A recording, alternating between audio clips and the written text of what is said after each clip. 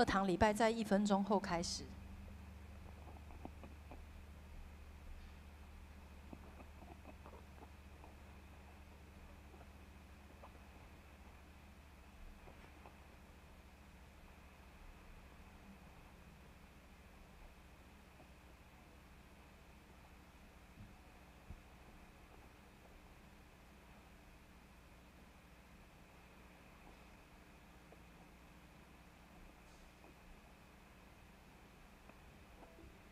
大家平安，很开心在星期天我们可以一起敬拜赞美神，让我们一起起立，我们一起来对神来唱。主无人能与你相比。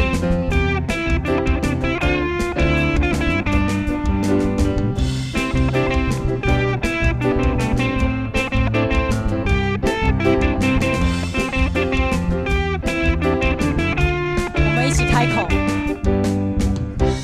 用我全能的主宰。若是显明你的爱，奇妙主，荣耀神何等的伟大，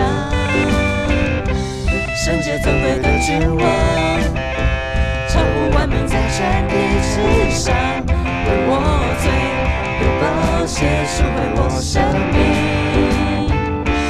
无人能与你相比，你掌权直到永远，我要扬声赞美你。我们一起开口。哦，何等伟大的爱，高过诸天深海，当受极大赞美。哦，主你满有能力，世界盼望是你，我要敬拜你，耶稣我的主。我们现在跟左邻右舍的说，这是属神的时间，这是属神的时间，我们要一起来敬拜赞美神。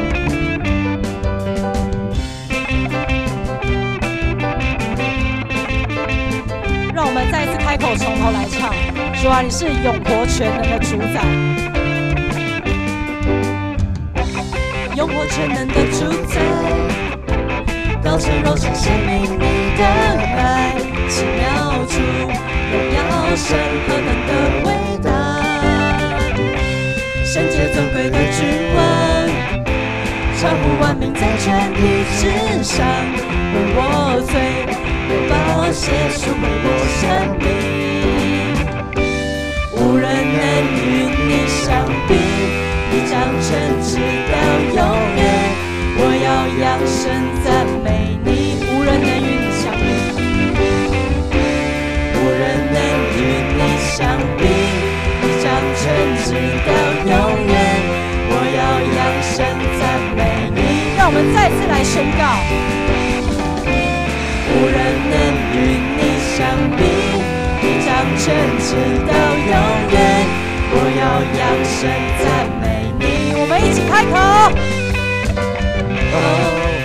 何等伟大的爱，高过诸天深海，享受极大赞美。主你满有能力，世界盼望是你，我要敬拜你。一起拍手。何等伟大的爱，高过诸天深海，当受极大赞美。主你满有能力，世界盼望是你，我要敬拜你，耶稣我的主。主啊，你是我们的主，我们要敬拜你，我们要不停止赞美。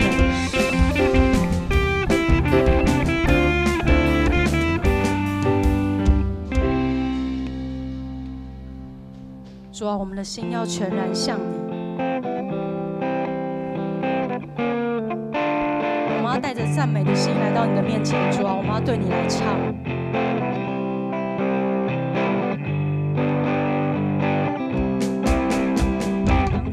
美的旋律响起，我的心全然向你。当神灵的恩膏满溢，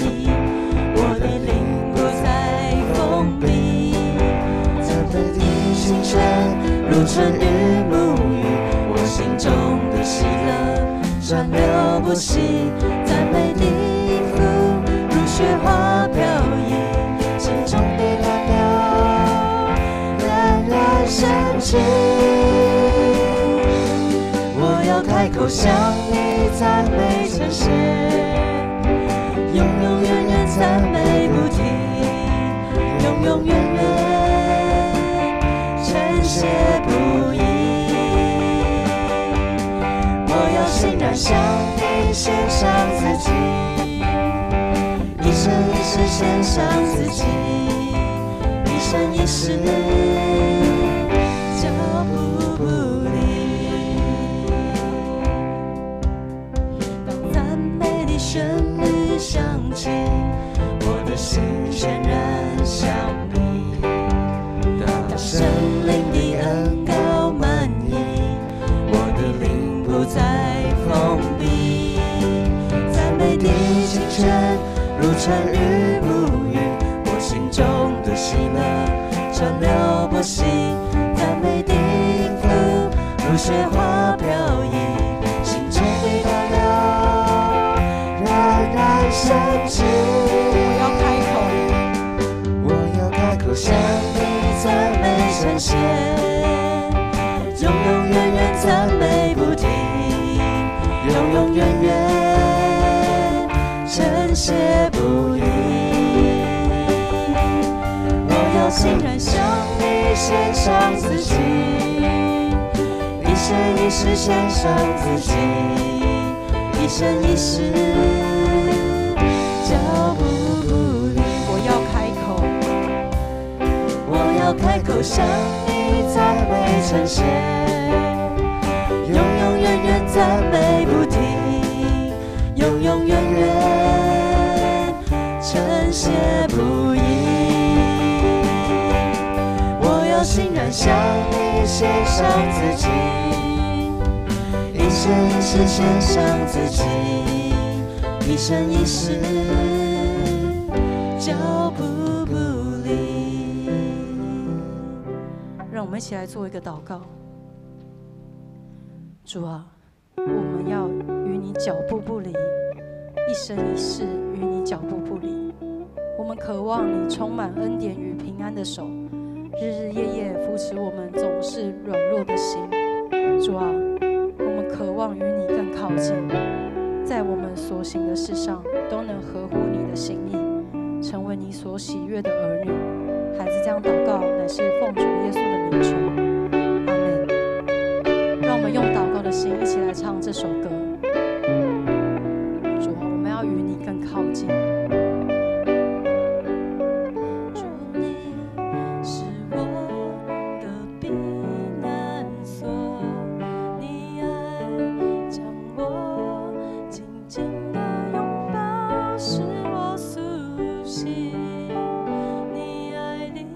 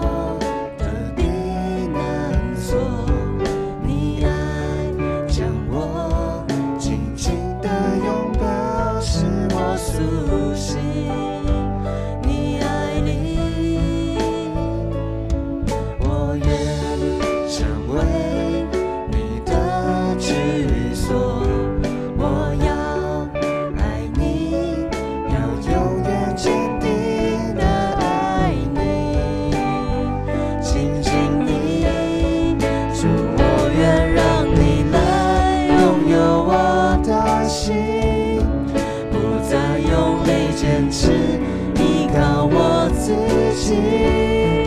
愿你每句话语都成为我命定，改变我生命，一步一步与你更靠近。主，我愿让你来拥有我的心，不再用力坚持，依靠我自己。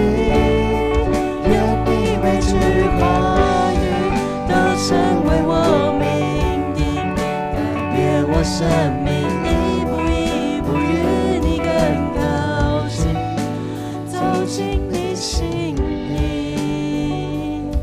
我们现在一起低头来祷告，我们自己开口来对主来说：主啊，我们要对你来说，我们有很多话想对你说。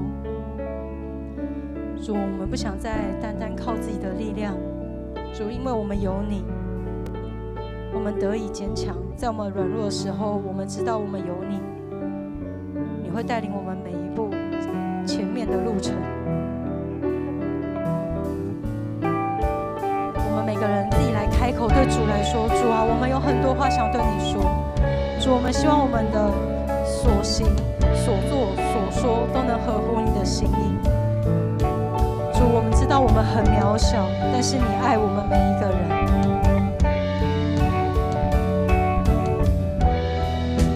我们再次用祷告的心来唱。主，你是我的避难所，你爱将我紧紧地拥抱，使我苏醒。你爱里，我愿成为你的居所。我要爱你，要永远坚定地爱你，亲近你。主，我愿让你来拥有我的心，不再用力坚持，依靠我自己。愿你每句话语都成为我命定，改变我生命，一步一步与你更靠近。主，我愿让你来拥有我的心，不再用力坚持，依靠我自己。愿你每句话语都成为我命定，改变我生命，一步一步与你更靠近，走进你心里。我们一起低头来祷告。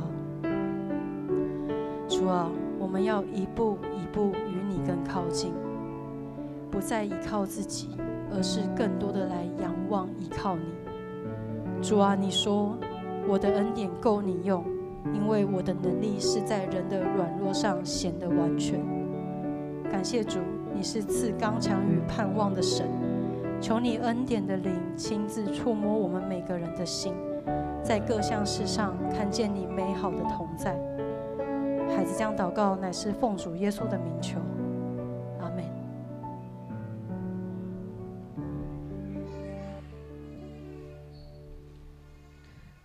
我们依旧站立来攻读新的诫命。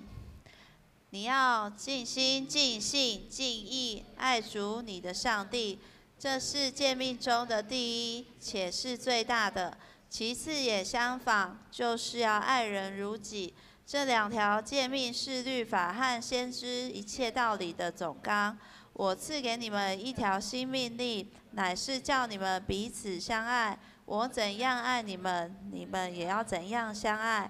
你们若有彼此相爱的心，众人因此就认出你们是我的门徒了。奉献，请坐。现在要进行奉献，请诗献的同工。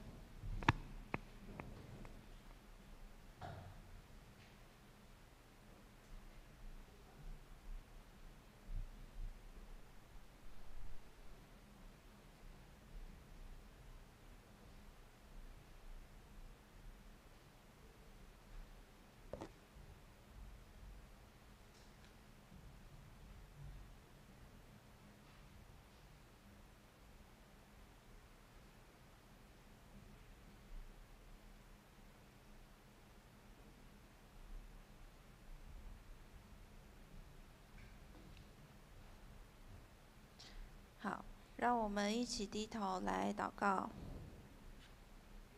亲爱的上帝，这世界上有很多不安的事情，常常会令我们忘记来仰望你、依靠你，因为我们人是如此的软弱，所以我们盼望你能够时常带领我们人生的方向，就如同你带领摩西出埃及一样，让我们可以走在你的光里面，不受黑暗的引诱。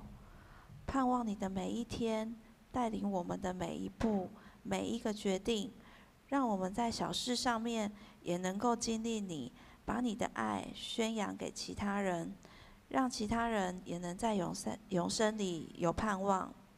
我们的生命是如此的短暂，只有上帝你给的生命才是永远的生命。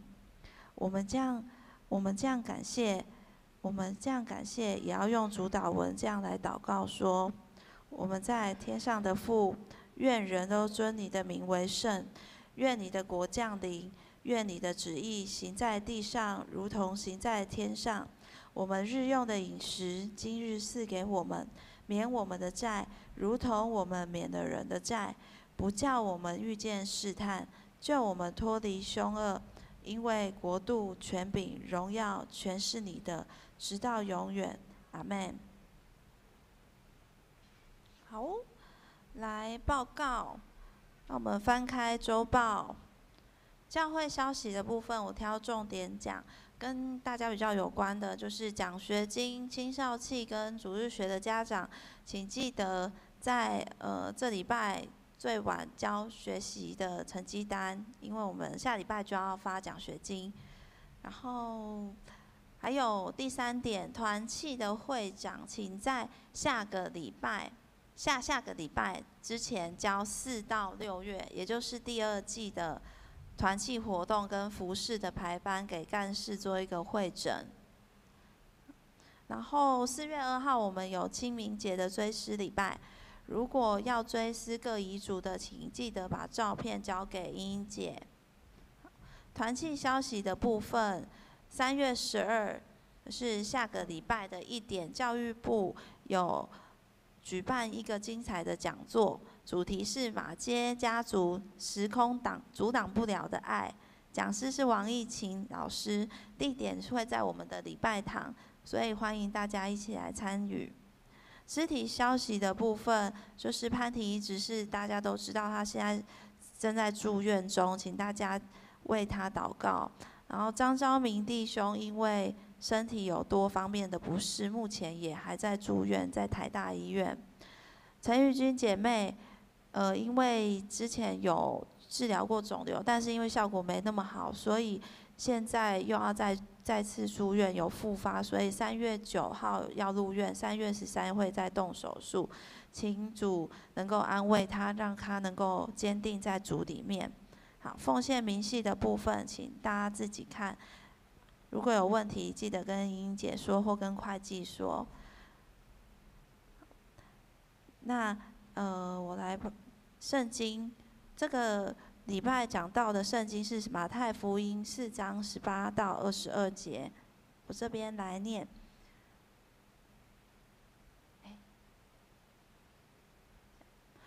耶稣在加利利海边行走，看见弟兄2人，就是那称呼彼得的西门和他兄弟安德烈，在海里撒网，他们本是打鱼的。耶稣对他们说：“来跟从我，我要叫你们得人如得鱼一样。”他们就立刻舍了网，跟从了他。从那里往前走，又看见弟兄2人，就是西比泰的儿子雅各和他兄弟约翰，同他们的父亲西比泰在船上捕网。耶稣就招呼他们，他们立刻舍了船，别了父亲，跟从的耶稣。我们请一节牧师来讲道，讲道的题目是耶稣在前，我们在后。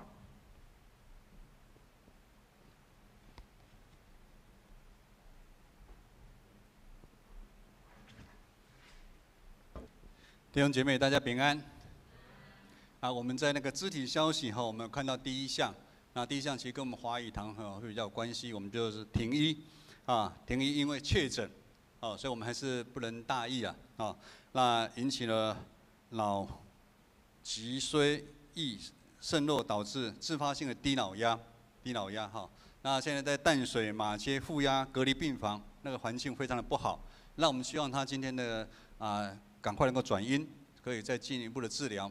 所以牧师邀请大家，我们在讲道开始之前，我们一起来为廷一来祷告。来，我们低头一起来为廷一祷告。天父上帝，我们满心感谢赞美你。我们将我们亲爱的姐妹廷一执事仰望交托在你的手里。主，她在苦难当中，仿佛在黑暗当中，需要有一道光来照她，让她能够有一个出口，甚至她可以得到一个温暖。主，我们愿你垂听我们在弟兄姐妹我们有声无声的祷告。你来指引他，让他能够早日的康复，回到我们的当中，继续来服侍主你的教会。祷告祈求奉靠耶稣的名，阿门。牧师不晓得你们喜欢什么人在你前面？跑步的时候，听说长跑的时候，我们要跟在后面跑，比较轻松。那小孩我们看盛宴，他就喜欢找大人哦，像刚刚那个海华要上来哈，小孩子他那个盛宴就要跟着他，跟着他。我们也会有一些的榜样像现在篮球很火热那我们就说，哇，那个主播就说，林书豪是哪一部分的教科书什么他的眼界他传球的一个角度我们可能就去学习他。那我们有没有想过，在我们人生有限的生命里面，我们跟随的是什么？我们跟随的是世界，还是我们来到教会了，我们跟随的是基督呢？我们盼望透过今天的经文带领我们，真正让耶稣在前面，我们在后面来跟随他。今天的经文18节到20节，18节到20节这么说：耶稣在加利利的海边行走，看见弟兄两个人，就是那称呼彼得的西门和他的兄弟安德烈。他们在那里撒网，他们是打鱼的。耶稣对他们说：“来跟从我吧，我要叫你们得人如得鱼一样。”他们就立刻舍了网，跟从了耶稣。首先，我们来看看彼得跟安德烈的工作。在场的有人做过捕鱼的行业，请举手一下。你不是海巡的？海巡没捕鱼哈。我们对捕鱼的认识应该都很少，但是我们可以确定的，虽然认识的不多，但是有没有吃鱼？有。这很多人很喜欢吃鱼，但是我们普遍认为捕鱼的人叫做渔夫好了他们是一个非常辛苦的工作，甚至是什么是有危险。因为什么？他们的环境是在海里面，鱼在海里面。我们地球有2/3是海，海超过我们所认识的神秘，甚至危险。加利利海，今天耶稣行走在加利利海，虽然它其实是一个内陆湖，但是它是一个很大的内陆湖。我们的淡水河有多深？你知道吗？淡水河有14公尺。这个加利利海，加利利湖，它虽然是内陆湖，它有48公尺的深。巴士海峡，牧师有去查过巴士海峡的水深有到5000公尺，5000公尺，很恐怖嘛。牧师住金门，金门是一个海岛，四围都是海。捕鱼的人靠天吃饭，海浪太大的话，没办法出去抓鱼。好天气出去了，也不一定捕得到鱼。我们在路加福音5章5节，西门说：“老师他跟耶稣说，我整夜劳累，并没有打到什么，就是说他辛苦了整个晚上，他没有捕到鱼。就是你抓到鱼，你还需要什么？卖得掉，卖的一个好的价钱。这样看起来，这个工作真的不简单。刚牧师讲，他们的环境是在海上。”海上有海风，我想又是这个海风非常的大。我这次跟志梅牧师回金门，大概这个天气，我们走金门大桥，我们才走100公尺，我们就要回头，因为我们刚好是逆风走，那个真的是感觉上会晃动。海里面的环境里面风很大，雨淋，日头晒，我们看捕鱼的渔夫，大家都很黑。如果遇到天气坏，只能在家里等待。等待的过程要做什么呢？我们常有看电影了哈。等待的过程，有人就什么网子整理好，也不能一直整理网，就怎么样？聚集什么？赌博、喝酒，很多的家庭问题产生。另外，在出海捕鱼的过程当中，常常有大风浪会突然过来哦，那种风浪突然临到，所以捕鱼的人的生命也常常处在一个危险的一个状态。今天的经文说，耶稣在加利利的海边，眼睛看到了2个兄弟，彼得跟安德烈，他们在捕鱼。耶稣呼召他们，他们就放下渔网来跟随耶稣。弟兄姐妹，读到这段经文有没有觉得很奇怪？耶稣呼召2个兄弟，他们说离开，说走就走，放下原本的工作。牧师在读的时候讲，这让我们不了解，到底里面发生了什么问题，让这2个兄弟有这样的一个行动？因为上帝跟世界的呼召，常常大部分的人选择的是世界对我们的呼召，因为世界的呼召比较有趣，比较有吸引力。当我们详细看我们目前生命所遭遇的境况，其实有很艰难跟挑战。在疫情的过程当中，我们以为生病的或者病痛的都是长辈。其实那天听到庭医确诊这么严重，牧师有一点点小自责。为什么？因为潘杰确诊我想到他们这一家都蛮猛的。他确诊好像几天还去跑5000跑步机了当时。然后妈妈确诊之后也是前阵子确诊，2、3天好像就好了。所以我就很安心的回金门。老实说，我没有帮他代祷。所以听到消息的时候，其实我蛮吓一跳。常常很多的风浪临到我们，我们常常会碰到这个捕鱼的人一样，风浪临到的时候，我们怎么办？也就是说，其实我们现在弟兄姐妹，你的生命可能已经陷入在一个黑暗当中，黑暗当中需要有光，甚至我们的生命就好像一条船一样。寻找不到一个可安稳的港边，让他把船安稳的停下来。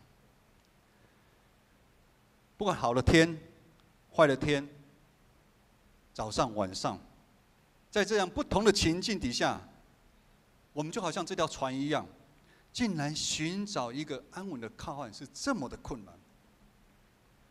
到底问题出在哪里？因为这世界的价值观、传统、人情世故，这世界的做事的法则，早就对我们影响非常的深刻，潜移默化深到我们的心里面，让我们没办法分辨什么是对，什么是错，让我们也没办法分辨什么是正确的一个方向。因为你觉得正确的方向，可能这个世界的价值观是相反的，让我们很难跳脱这世界的框架。甚至基督徒对于生老病死、意外临到我们这个框架，还受世界价值观在影响。怎么会运气这么不好，会碰到这个事情？你不是信主了吗？以至于我们常常用很多的理由、借口，将很多事情合理化，应该就是这样，没错。以至于我们努力了一辈子，就像好几十年前出了一本书，叫做《穷的只剩下钱》呐。会不会很讽刺？钱不是很好吗？但是为什么在争抢一辈子之后，穷的只剩下钱？因为我们常常成为钱的奴隶，这是非常悲哀的事情。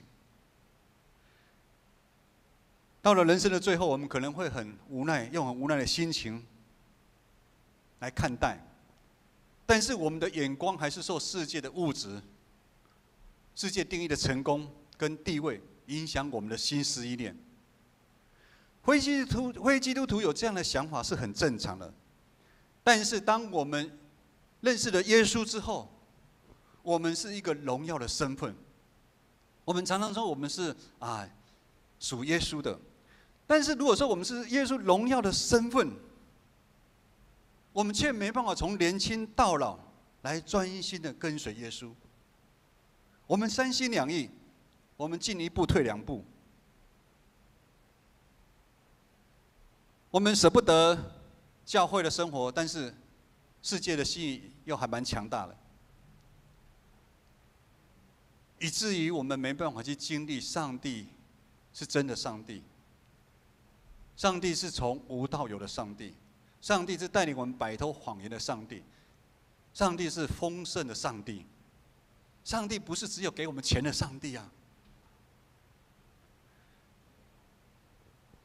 以至于建造荣耀基督的教会，长期成为口号。上个礼拜夏斌牧师又有讲，我们要建造我们自己身上属灵的殿。建造圣殿有2个圣殿，一个是无形，一个是有形的。有形的就是我们建成教会这样的一个教会；无形的就是我们自己这个殿有没有被建造起来。台湾基督徒的趴数没有增加，一年比一年的减少，甚至很多的教会都剩下老人、青壮年、儿童跑去哪里了？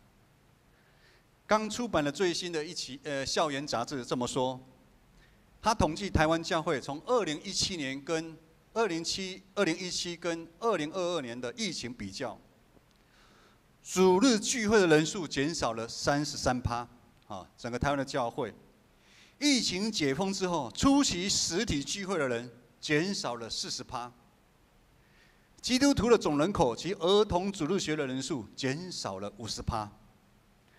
看到这些数字，其实我觉得很惊慌。为什么基督徒遇到大风浪就跑掉了？以至于很多的教会又开始在研究新的策略，推出新的事工计划，更换菜单。什么叫更换菜单？我们这边有去王品系列的去吃过了哈。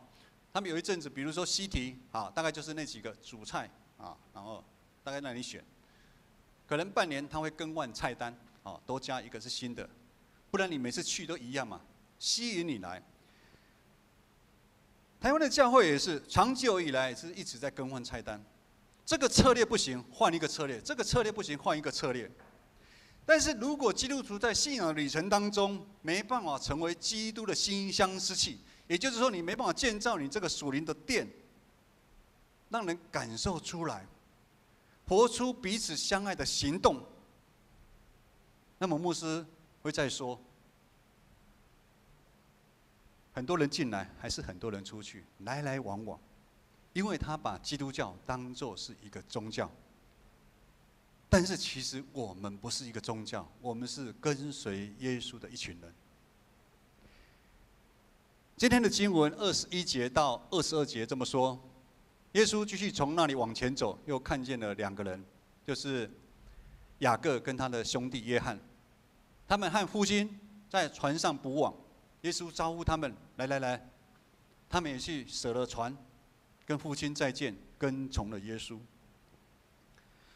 从这2节的经文，我们看到雅各跟约翰也是一样，听到耶稣呼召他，他就赶快把捕网的动作放下，因为他的生命中有遇到跟彼得跟安德烈一样的问题，他们生命想得到被救赎啊，他想离开黑暗，他想找一个可安稳、可靠岸的一个地方。如今这个机会临到了，他们也做出好的选择，他们放下原本的，他们跟随耶稣，耶稣在前，他们在后面跟着。弟兄姐妹，不管我们现在你生活过得如何，是好是不好，其实我们内心深处，其实都跟彼得、安德烈、雅各、约翰这4个捕鱼的人一样，我们一直在等待一个机会出现，就是一个可以让我们生命可以真正得到救赎的机会。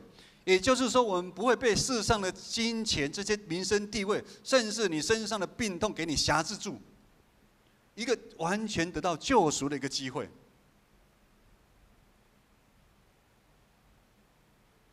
我们期待的是什么呀？让耶稣看见，让耶稣叫我们受耶稣的呼召。约翰福音3章16节是大家非常熟悉的一段经文。上帝将他的爱子赏赐给我们，凡信他的人，不但不会沉沦，而会得到永远的盼望啊！人类因为我们的始祖亚当夏娃犯罪的因素，这个罪恶已经深入到我们每一个人的心里面。我们之前读新约旧约，从创世纪开始，上帝的显明以色列百姓。上帝赏赐他们迦南美地，他们这陷入了种种的试探。上帝怜悯了他，听到他们的呼求，派士师、先知来拯救他们。但是因为人的骄傲、软弱，他们再一次的被罪恶来辖制。他们靠自己的力量没办法赢过，以至于他们怎样国破家亡。他们被掳就好像在黑暗当中，他们就好像是一条船在大海上面漂流，找不到一个可以靠岸的地方，没有一个根啊。宫崎骏有一个动画叫做《天空之城》啊，其实那是很讽刺的，他只在天上飘，他没办法生根啊，没办法生根。如今上帝的怜悯临到这个世上。他要给我们一个再生的机会，就是耶稣，上帝的儿子来到世间。我们从马太福音一直读过来，耶稣已经战胜了魔鬼种种的试探，这是耶稣大有全能的展现。今天马太福音4章18到22节，耶稣看见，主动呼召门徒来跟随他，看见代表耶稣很清楚每个门徒的内心在想什么，他们的担忧是什么，他们的需要是什么。耶稣看到之后，不是只是在那边看，他叫他们，耶稣叫醒他们。黄信，可能黄信在发呆，牧师叫他之后，他看醒，醒了之后啊，看醒他自己，他现在所处的环境是什么。不要再陷进去了，承认自己没办法战胜，悔改，转身，离开那个地方。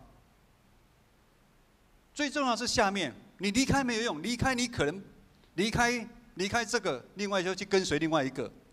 离开之后，我们要跟随耶稣啊，我们要回应耶稣对我们的呼召。早期门徒他们在抓鱼的时候，他们的眼睛是什么？他们眼睛是看着自己生存啊，他们的生计，他们自己的需要，就像雅各一样，他只在算计那个长子的名分，算计得到父亲的祝福，都看得到自己。可是当他回应呼召的时候，耶稣跟他说：“来跟随我，我要叫你们得人如得鱼啊，得人如得鱼。”门徒的心被耶稣打开了，原来他们是承接天国的使命，是拯救人的工作啊。弟兄姐妹，这个是一个180度完全不一样的生命啊！有没有感受到非常的美？这是一个永生的盼望。耶稣的呼召代表他的救赎和福音临到我们。耶稣的呼召让门徒怎么样？从黑暗当中走向光明。耶稣的呼召如同上帝的同在一样啊！耶稣呼召我们，跟我们一起同工，就好像敬拜团一样。耶稣呼召你们，每个礼拜五来练习，礼拜天来服侍。礼拜五大家结束大家自己的工作，来到教会。上帝跟你同工啊！我们常常说要有一个神队友。啊，现在打篮球，我们都知道那个美国很厉害的霍华德，他虽然很厉害，但是他的队友啊，没办法跟他搭配。可是我们的神队友是耶稣啊，上帝是我们的神队友。有这样的神队友，我们当然可以赢过世上一切的苦难啊。我们没办法赢过，是因为我们把我们的神队友摆在一边，我们没办法去得到、去浅尝那个丰盛的一个滋味。弟兄姐妹，让耶稣看见，让耶稣叫着，回应耶稣，受耶稣的呼召，是极大的福音跟好消息的临到。可能有人说，呼召是传道人的权利，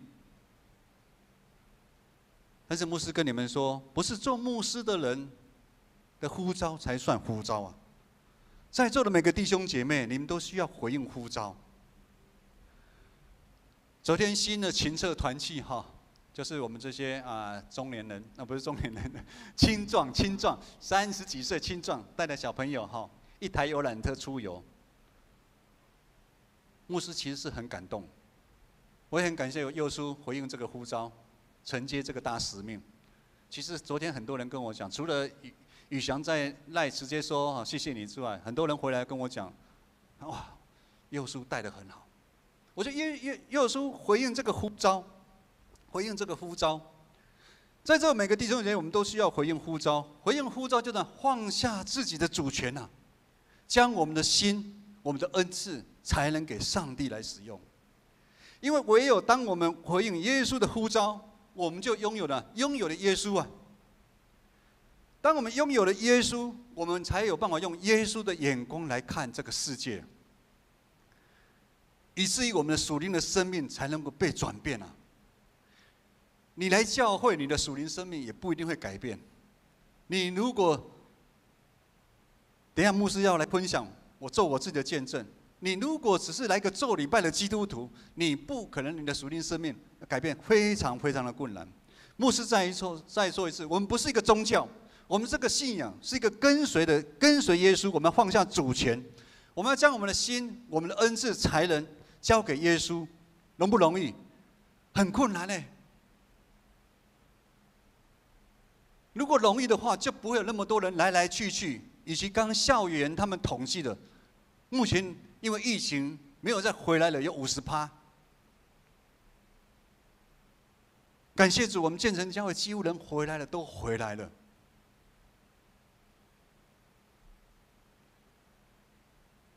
下面是牧师当平信徒的一个见证哈，牧师这次回金门跟志梅牧师哈，因为这2个人小孩子没在身边，我们想去哪里，有时候还蛮方便的啊，我们就去爬了金门第一高山，叫太武山。太武山上面有4个字“勿忘在举”啊，蒋中正提的哈。2个都是牧师哈，有个坏处就是哈，聊天哈，就是聊弟兄姐妹，要么就是研经啊。我们2个就在讨论啊，这一段经文我们要讲什么？那牧师说，志梅牧师说，当我们如果想比较我们的呼召，弟兄姐妹感受了没那么深，回应当牧师，那我就那你可以来想一下，你当平信徒的时候，跟你们一样的时候，怎么样回应上帝的呼召？21年前，一节牧师因为生意失败，上帝的慈神爱所将我们一家人带到教会来。我想这个见证，弟兄姐妹听了很多次了，从10几年听到现在已经21年了，代表时间过得很快。那个时候有将近7年的时间，我要还债，其实生活过得并不是那么的轻松。照讲在教会里面，我应该可以当一个礼拜天只要来做礼拜的平信徒。我想没有人会苛责我说你怎么没有服侍，因为我要还债啊。但是上帝是鉴察我们内心心思意念的上帝啊，上帝也是知道我们每个弟兄姐妹你内心的苦啊。上帝没有去管我，就说好，你就当一个做礼拜的基督徒，做礼拜基督徒。因为我那时候礼拜天也要上班，你就以赚钱为主，自生自灭。不是，上帝呼召才刚来教会没多久的我，参加圣歌队的服事啊。我们都知道圣歌队是礼拜六，那我工作礼拜六也有在上班。我几乎圣歌队一定会迟到，但是我一定会赶到。然后大家知道我是音痴，五线谱也看不懂，但是我就跟隔壁的一个长老一起看，一起听，就像来建成这样，我也是听旁边的比较会唱的，那就跟着他唱。牧师做业务工作嘛，常常骑车啊跑来跑去，其实一天下来真的非常的累。然后想到许多的重担在压着，其实内心有很多的艰难。甚至其实有一些的委屈啊。可是，在唱圣诗的时候的中间，我得到了医治跟安慰啊。今天大家如果有拿周报，今天台语堂圣歌队的诗，就像我们一生一样，从年轻一直到老。你们等一下礼拜完之后，大家可以看一下。我经历了很多前辈讲的，越服侍越甘甜，而不是越服侍越生气。你自己去经历到，哇，得到医治。弟兄姐妹，有时候我们感觉到服侍是浪费时间啊。等我有空了，等我退休了，我再来服侍。服侍的呼召其实是上帝的怜悯介入我们的生命啊。是一种祝福啊！你能够被呼召来服侍，是一种祝福。坦白讲，我们能为上帝做什么？上帝国其实不差你一个，差我一个。但是啊，其实我们比较需要上帝啊，我们比较需要耶稣啊。刚到新店民权教会，我的母会前2年没有牧师。第2年之后，2年之后有一个正线的牧师有来我们这边讲道过好几次。他在民权教会成立了社青团契，牧师就指派我当辅导。我又不是在教会长大的，说实在话，我圣经也不太懂，怎么旧约新约我也搞不太懂。教会里面有很多的规矩，我也不懂。有句话就是“初生之犊不畏虎”啊，我就接下了这个陪伴的任务。我那时候30几岁，陪伴20几岁刚出社会的，1个月2次，就是礼拜完哦，他们社青是礼拜完再聚会，其实是很累的。但是这样的一个操练，这样的呼召，帮助我不会再将焦点一直放在我自己的身上。为了他们，我要强迫我自己在信仰的上面学习跟操练。让我如何去关心这群刚出社会的青年？回想那时候啊，我跟志梅牧师真的是蛮冲的，我们很拼命啊。我们那时候好像青年牧师一样，谁抠我们就谁出去啊。举例一个哈，有一个跟博言一样长得帅帅的，然后交了女朋友之后哈，跟妈妈吵架，因为妈妈以前的重心坐在他身上，突然他交女朋友的，妈妈有点不习惯，我们就去协调，然后也排解了很多男女之间的问题。几年下来啊，我们也成功了哈，媒合了好几对啊，一直陪伴他们啊。那时候我们的指挥洛林哈，他神学生在我们那实习，也有参加我们的那个团契。弟兄姐妹，让耶稣在前面，我们在后面。牧师不知道你如今跟随的是什么？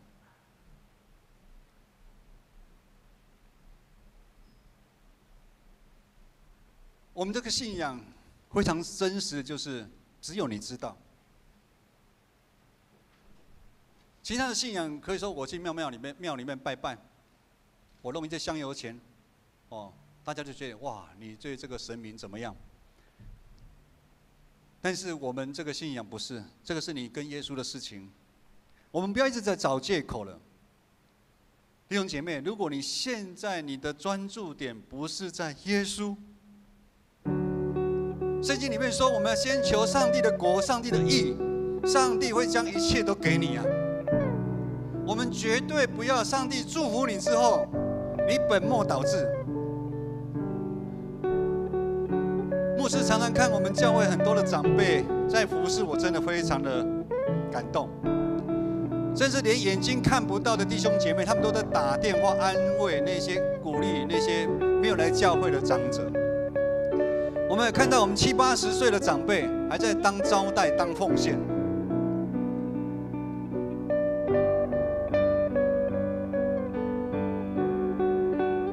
今天牧师在台语堂有分享，是那个圣歌队里面有一个志和长老的哥哥，83岁了。他每个礼拜六从汐止伯爵山庄坐社区巴士来到汐止火车站，搭火车到台北火车站走过来，礼拜六来练圣歌队。练完之后9点再坐火车回汐止，搭社区的巴士回到家里。他被耶稣看见，他被耶稣叫着，他回应耶稣的呼召，他走出来。看似他为耶稣做了很多，其实不是。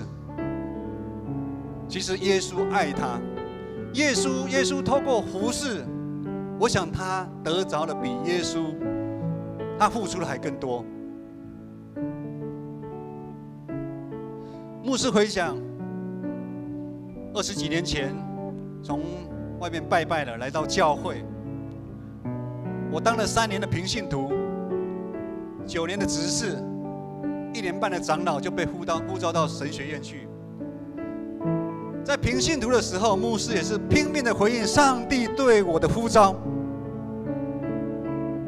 参与教会的服事团契，成为教会弟兄姐妹的好的帮手。看似我们付出很多，其实不是的。其实这是上帝的爱怜悯我们，因为我们这样的付出，上帝也没让我们全家饿到，反而我们得到了祝福好多好多。那个祝福超过什么？超过我们看得到的金钱啊，超过外在的位置是什么？你知道吗？我们得到最大的祝福，就是我们在面对大风浪的时候，我们有一个可以依靠的一个地方，就是耶稣。当我们陷入在黑暗的当中，因为耶稣的可以让我们看到一条光，我们可以走出来。最近建成教会有许多弟兄姐妹身体的不适，当牧师去探访的时候，看到长辈因为癌症做化疗，整个手颜色变了，头发掉了。说个实在话，我当一个牧师，我能做的真的是有限。我只能带领他跟随了耶稣，我只能带领他有耶稣真好。弟兄姐妹，我们一起站立，让敬拜团带领我们来唱这首回应诗。是我的避难所，你爱将我紧紧地拥抱，使我苏醒。你爱你，我愿成为你的居所。我要爱你，要永远惧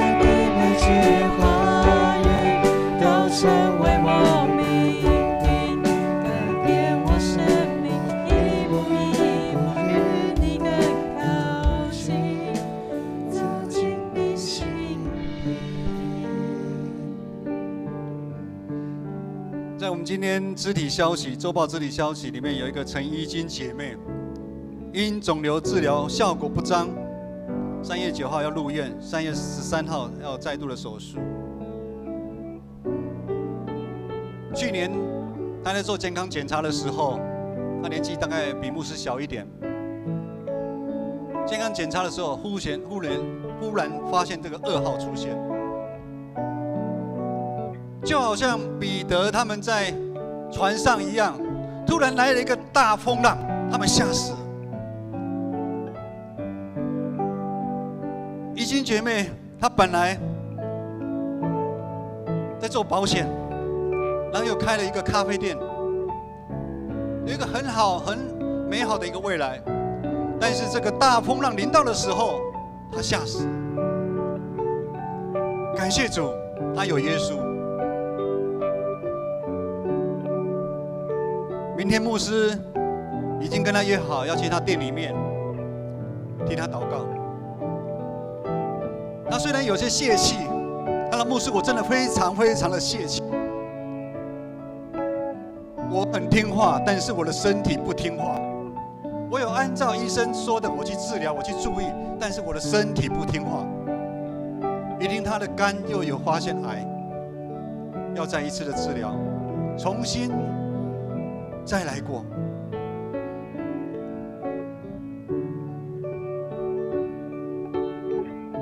弟兄姐妹，我们的信仰是很真实的。耶稣说，一个肢体受苦，我们白体要跟着受苦啊。有的看到我们弟兄姐妹陷入在苦痛的时候，我们怎么办？但是当我们拥有耶稣的时候，我们就有永生的盼望啊，弟兄姐妹。我们在世上的生命其实是很短暂的，我们生命是很短暂的。我们信仰也不就是要在这个时候来展现出来吗？所以我们要在平常的时候，我们就来跟随耶稣，让耶稣在前面，我们在后面，跟随他的脚步来走。愿我主耶稣基督的恩惠、天父上帝的慈爱、圣灵的感动，与你们每一个人同在，让我们回应上帝的呼召，跟随耶稣的脚步来走，从今时直到永远。阿们。让我们一起来唱最后一首诗歌。Thank you。